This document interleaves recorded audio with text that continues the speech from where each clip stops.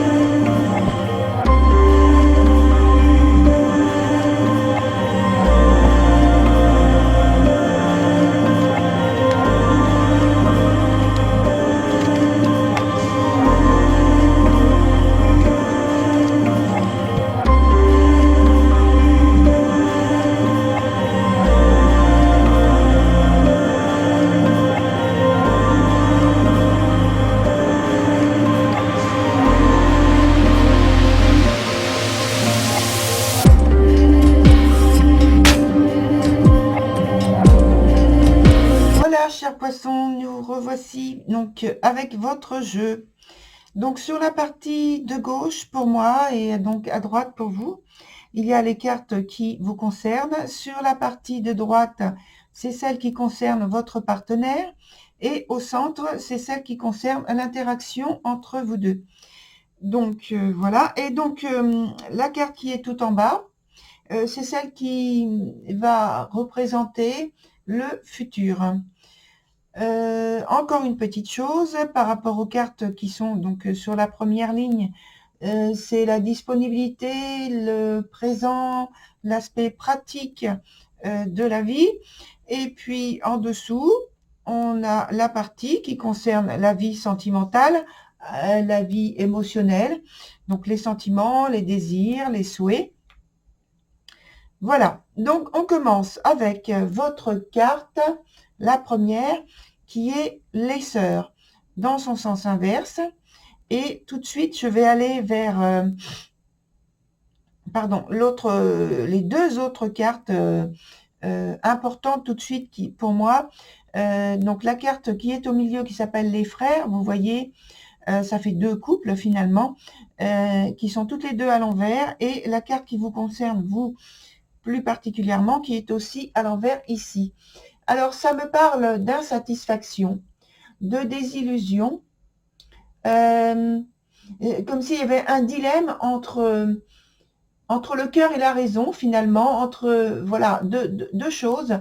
Et pour moi, il y a des disputes ou une contrariété en tout cas, qui fait obstacle. Il y a une séparation possible dans ces conditions,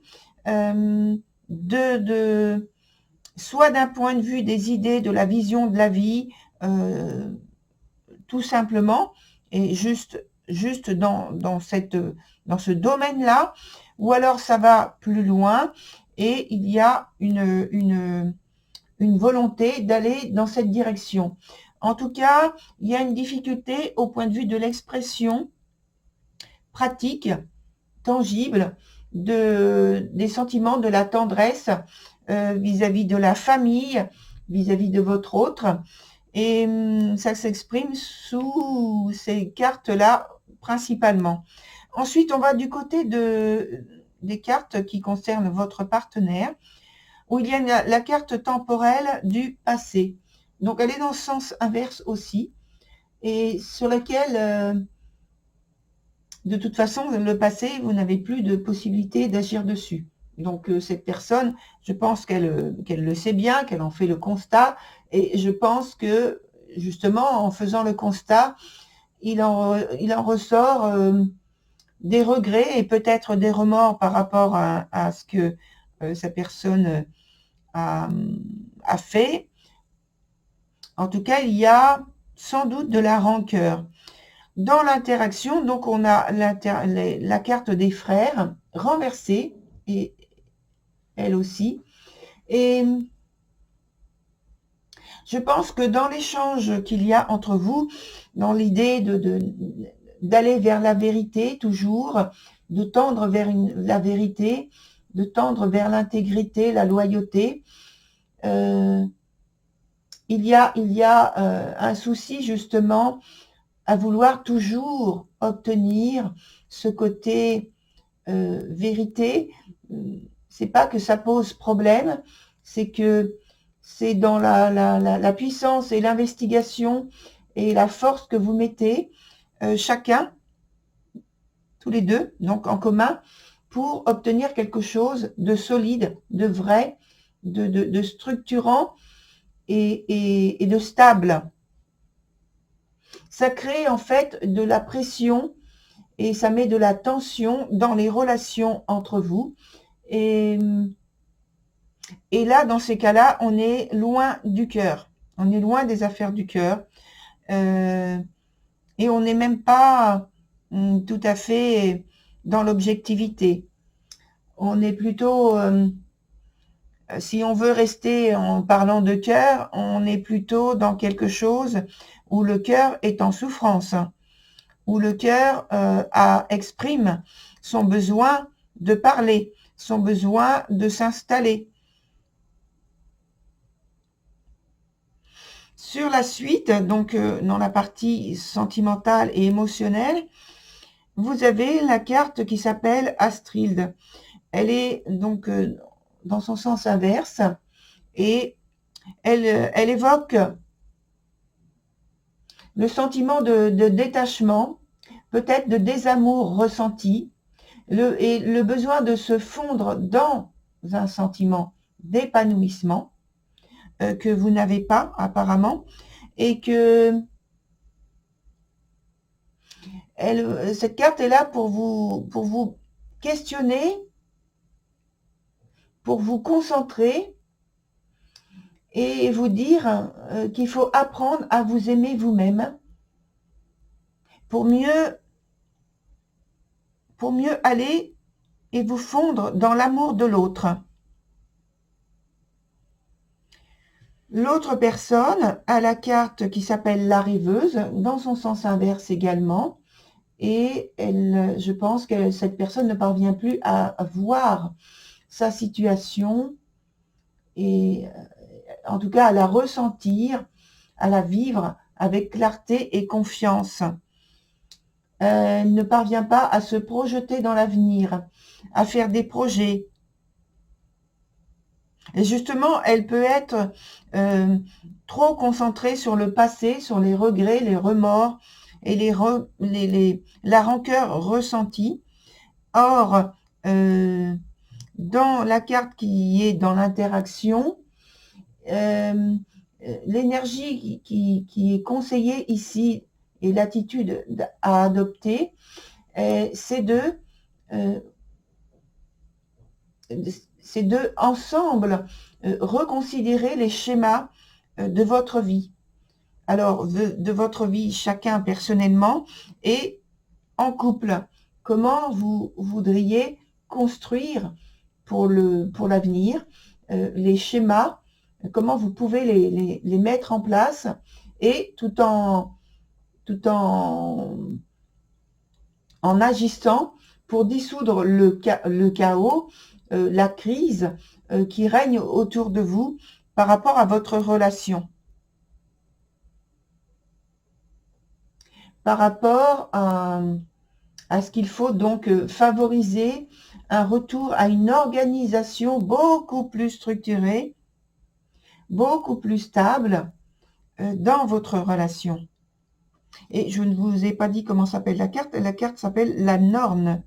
Et donc, elle parle donc de coopération, de planification qu'il vous faut adopter et mettre en place tout en ayant, comme je le répète, le soin de dissoudre tout ce qui crée dans votre relation la crise, le chaos, la désorganisation, le manque de schéma, de structure. Pour la suite, on a la carte donc du futur. C'est la carte du diable dans son sens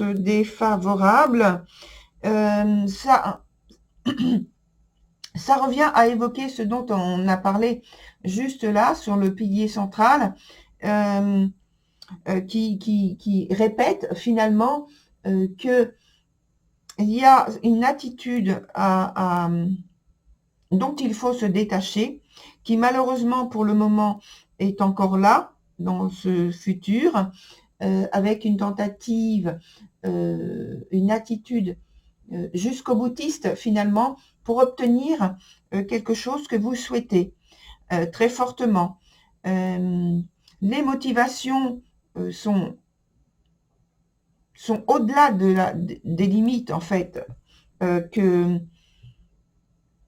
je pense vous étiez prêt à mettre en place, mais je pense que ce sont des énergies là avec le diable qui vont au-delà de vos limites, qui vous dépassent et qui risquent vous mettre sous l'emprise de circonstances et de situations malheureuses par la suite. Alors, on va voir justement ce qui se passe par la suite et on va voir aussi, avec une autre carte qu'on va placer avant, comment vous pensez pouvoir surmonter cette épreuve, parce que c'est une épreuve finalement.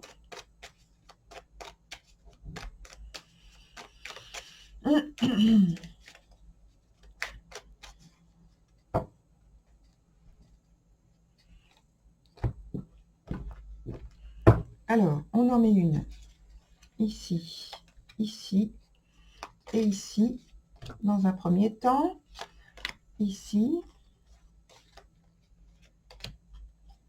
et puis maintenant sur chacune.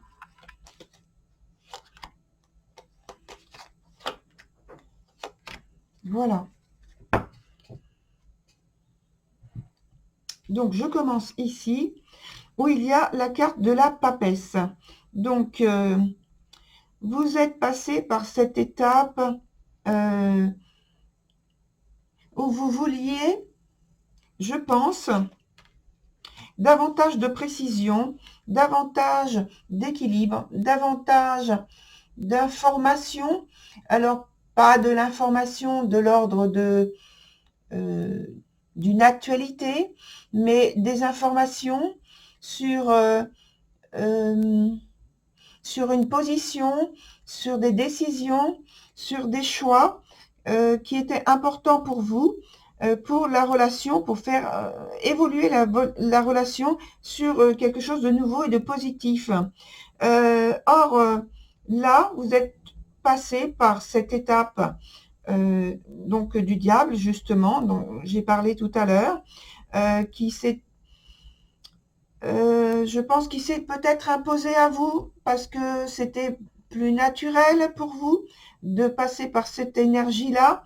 Or, on voit que maintenant, dans l'évolution, avec la carte du roi de coupe renversé, il y a toujours cette insatisfaction qui perdure. Il y a toujours ce sentiment d'isolement, ce mécontentement, ce désaccord qu'il y a entre vous. Et à la fin, on arrive vers une situation, oui, qui est, je pense, positive, qui est sur une évolution qui va pouvoir s'appuyer sur quelque chose de solide. Néanmoins, il reste que il y a le risque quand même que au cœur de la relation, il y ait il persiste une petite notion de vouloir prendre le dessus et d'instiller quelque chose d'un peu brutal dans l'échange. Alors là, on a des épées de chaque côté, avec au milieu la lune. En haut, on a le jugement pour vous. De l'autre côté, le pape dans son sens inverse. Et au milieu, le roi de bâton. Alors, le roi de bâton nous indique qu'il y a, au point de vue de la relation au niveau tangible et pratique, un accord, un entendement, oui, on peut dire un entendement, une entente aussi partagée pour aller dans une direction commune et constructive. Néanmoins, donc par rapport à votre partenaire, on avait la carte du passé renversée et on voit avec cette carte du pape renversée également qu'il y a un manque d'ancrage, un manque de confiance en soi et surtout de possibilités. Ce sont des possibilités et des initiatives qui sont ressenties de manière manquante, de manière frustrante. Et voilà. Et de votre côté, on a le jugement. Donc, la confiance est là. Le positionnement est tout à fait légitime. C'est ce que vous ressentez. Et ça vous donne la possibilité de croire en vous, de croire en l'avenir et de croire dans le couple aussi. En dessous, on a la carte au point de vue émotionnel, des sentiments, des désirs, des souhaits. On a la carte du 3 d'épée qui est dans son sens inverse. Et je pense qu'il y a ce sentiment d'isolement, ce sentiment de vivre avec un poids qui vous donne des charges et des responsabilités dont vous ne voulez pas. Et de l'autre côté, pour votre partenaire, on a le 10 d'épée. C'est un peu de la même nature, mais ici, c'est beaucoup plus ancré, c'est beaucoup plus profond et c'est beaucoup plus douloureux. Et là, surtout, c'est que ça ne se voit pas forcément. Ça ne se voit pas forcément. Et puis, on a, je pense, chez cette personne, le fait qu'elle a du mal à l'exprimer clairement avec des mots.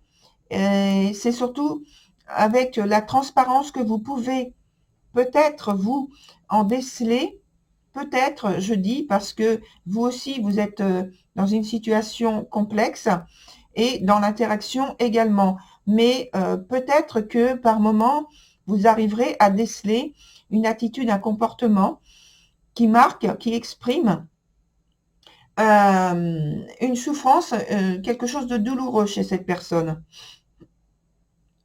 Et donc, dans l'interaction, on a la Lune. Donc, la Lune, dans son sens défavorable ici, qui marque le fait qu'il y a un détachement des émotions, mais un détachement qui ne va pas dans une amélioration, mais une accentuation de ce qui est ressenti. Et donc là, c'est plutôt de l'ordre de la jalousie, peut-être, de l'envie en tout cas. Ça peut aller au point de vue notamment des idées, de l'engagement, qui n'est pas assez ancré dans quelque chose, dans une attitude, dans un comportement qui puisse amener la confiance l'un envers l'autre. Les émotions s'envolent, n'ont pas de prise, n'ont pas d'ancrage, oui. Et ils sont en perdition. Elles sont en perdition. Elles ne vont pas vers quelque chose de constructif. J'ai envie de mettre quand même, parce que là, pour moi, c'est dur. Hein. Je vais mettre une autre carte à chaque fois. Voir s'il y a une amélioration possible. Même en dessous. Parce que la conséquence en dessous, elle est dure. Oui. Parce que ça parle de complications. Ça parle de situations très complexes. Hein. Alors, soit c'est que l'énergie est en excès, et donc, mais en excès, ça parle de dépendance. Ça parle de dépendance.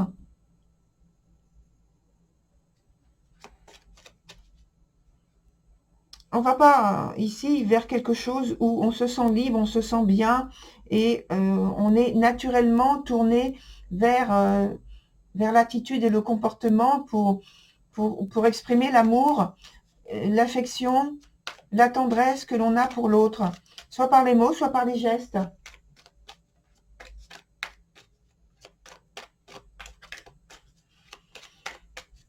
Et ça peut faire aussi allusion au fait que, par choix, là, dans ce cas-là, il y a une volonté d'emprise de l'un sur l'autre.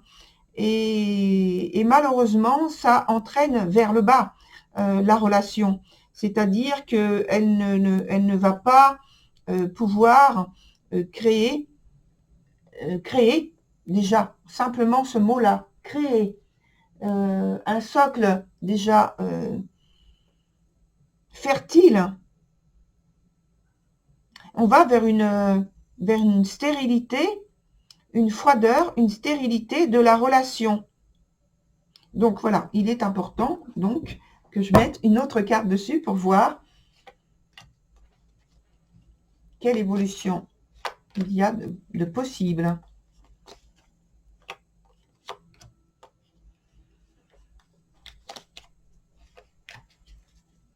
Et donc, en conséquence de celle que je viens de mettre, on va en mettre une autre ici à côté.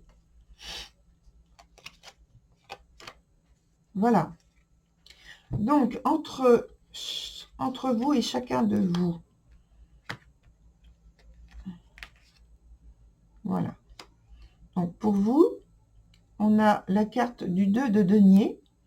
Donc, on retrouve pour vous une situation beaucoup plus honorable, honorable entre guillemets, parce que, mais si, tout de même honorable, parce que vous retrouvez en fait en position de prendre une décision enrichissante, notamment pour vous, pour votre situation, pour votre bien-être, pour votre paix intérieure, et de notre côté, votre partenaire aussi. Et elle, ça passe davantage par des émotions qui reviennent à la surface toujours, parce que je montre ici, parce qu'on parlait du passé là-bas. Et donc là, ça passe par quelque chose de plus émotionnel. Néanmoins, entre vous, il y a toujours cette volonté d'avoir peut-être le dessus, de convaincre davantage. Alors, il y a ce côté passionnel qui perdure dans la relation. C'est pas forcément, j'en parle comme ça, mais c'est pas forcément quelque chose de négatif, mais c'est quelque chose en tout cas qui manque de maîtrise et qui peut évoluer vers quelque chose de négatif, d'improductif entre vous et de destructeur. On regarde à la suite. Alors, malheureusement, vous voyez, il y a cette carte de la tour qui est dans son sens inverse, notamment, mais quand même, qui est atténuée dans son sens inverse. Et à la suite, on a la carte de l'ermite. Donc, on arrive avec la carte de la tour renversée sur une prise de conscience. Je pense un choc, une prise de conscience, un événement qui vous amène à cette situation-là. Peut-être une très grosse dispute, une querelle, qui permet d'exposer les choses beaucoup plus clairement, de les mettre à plat et de s'ouvrir en parlant.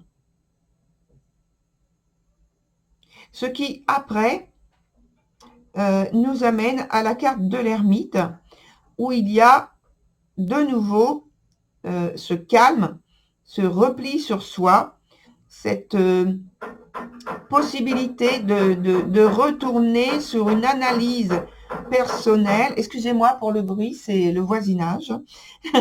Ça arrive. Donc, alors, je disais donc de repli sur soi et une analyse de votre situation personnelle et pour le couple. Et en prenant du recul, c'est ça qui est important pour redonner de la force ou reprendre de la force à chacun d'entre vous. pour vous-même ou pour la relation, pour le couple. En tout cas, de tenter de retrouver de nouvelles bases plus éclairantes, plus stabilisantes et avec beaucoup plus de sagesse. Voilà, chers poissons. Je vous retrouve donc prochainement sur une nouvelle vidéo. Au revoir.